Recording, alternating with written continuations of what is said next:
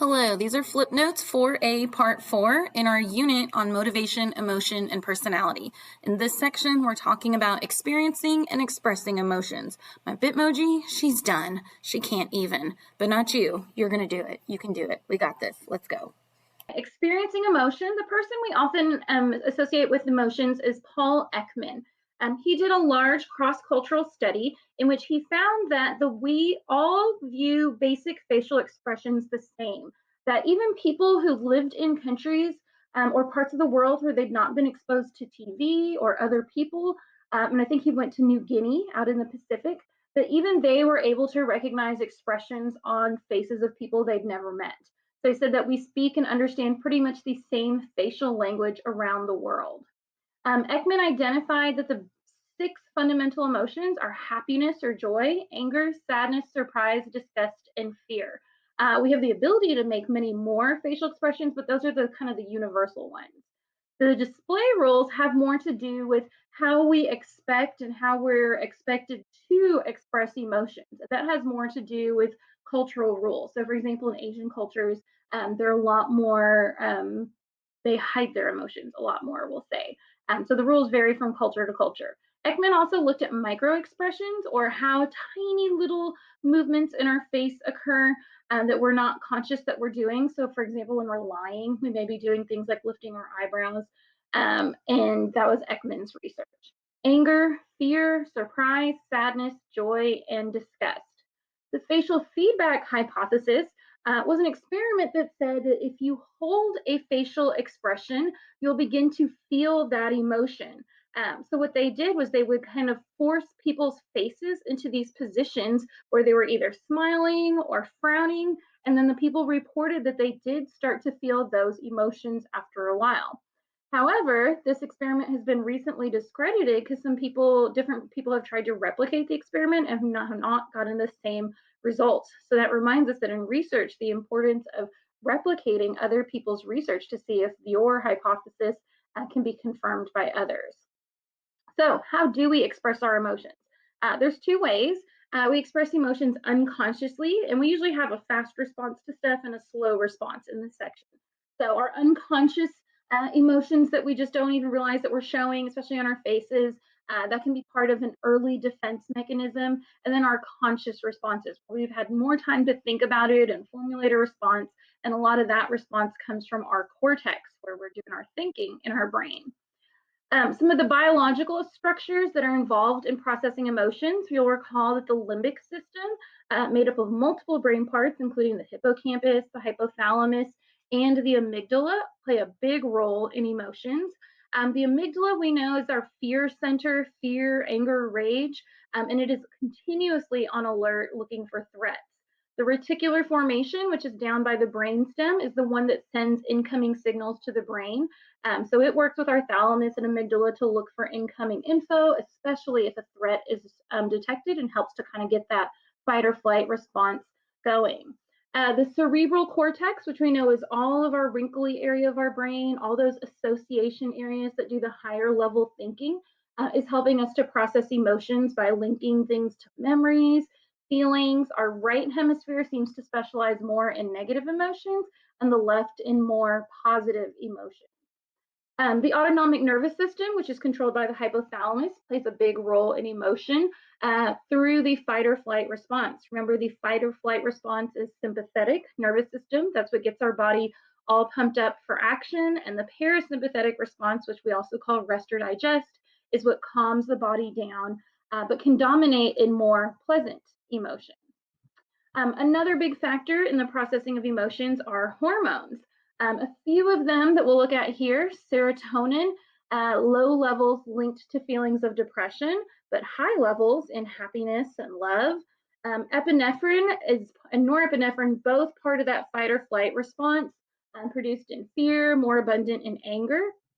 Cortisol is our stress hormone, testosterone with sexual motivation, and then oxytocin, that's that hugging hormone, the one that you get when you feel good and you have that touch response. Looking at some other emotions or feelings and the hormones involved there: happiness linked to high levels of serotonin, love with serotonin, dopamine, and oxytocin, anxiety associated with low levels of dopamine, stress, high levels of norepinephrine and epinephrine, and depression with low levels of dopamine and serotonin. Another theory about primary emotions, Carol Izard, he said that we're more than the six that Paul Ekman identified, and that we can combine these to produce other emotions. In addition to the ones that Ekman had said, Izard added interest and excitement as a basic emotion, contempt, which is like extreme disrespect for somebody or dislike, shame, and guilt as primary emotions. Fear, how do we get that? It's usually learned through conditioning and observation. We associate emotions with specific situations, especially if we've had a bad experience. Observation, by watching others be afraid, then we learn that. And then we know from our last section that fear also seems to have seems to be an innate response. That we're biologically predisposed to learn to fear particular things because they were dangerous to early people and they're still dangerous to us. We know that the amygdala plays that key role in associating emotions with specific situations. What about anger? Where does that come from? Lots of different factors can cause anger, anything from when people hurt you, misdeeds of loved ones, aches and pains, stress. And is it good or bad? Chronic hostility is linked to heart disease, controlled expression of anger. So if you're controlling your anger, that can be good, and it's better than keeping it pent up. However, it can lead a person to talk over the offense rather than ignore it or stew about it, which is actually an okay thing. The catharsis hypothesis believes that releasing aggressive energy can relieve aggressive urges. So doing something like exercising or just screaming something that's cathartic that gets out that anger might make you feel good. So research shows that it can be temporarily calming, but it doesn't usually completely get rid of the rage. You've got to be real careful about it because too much of that can cause hostility and it can become more of a habit rather than getting rid of the rage. So with the catharsis hypothesis, in short, expressing anger can be temporarily calming, it's cathartic, if it doesn't leave you feeling guilty or anxious. So, however, the temporary afterglow, the catharsis usually doesn't get rid of your rage, and more often expressing anger can breed more anger. So, how should we deal with anger? Probably one of the first things is to wait until that physical arousal calms. So, wait till your heart rate has gone down before you try to deal with it, and then expressing grievances in a manner that can promote reconciliation, but mainly waiting till you calm down first. People who are happy, so we're on the opposite end of the spectrum now. Happiness is usually found when we feel the world as safer, we can make decisions easily, we're feeling more cooperative, and we live happier, more satisfied lives. The feel good, do good phenomenon says that we tend to be helpful to others when we're in a good mood. So if you're going to ask somebody for a favor, make sure they're in a good mood first. An example of this, when we think of those Salvation Army bell ringers, they are so friendly and happy and try to say something nice to you and hoping that you'll feel good and you'll do good and give something in return. Daily events generally only cause moods to be altered for that day. So things like retail therapy or doing something else that might make you feel good, it will, but it's only temporary. Even significant bad or negative events, they don't usually destroy happiness permanently, maybe for a little while, but both of those feelings of happiness and sadness are usually temporary. The adaptation level phenomenon says that we tend to judge various stimuli as relative to those we've had previously experienced. So basically, you adapt to your current level of happiness.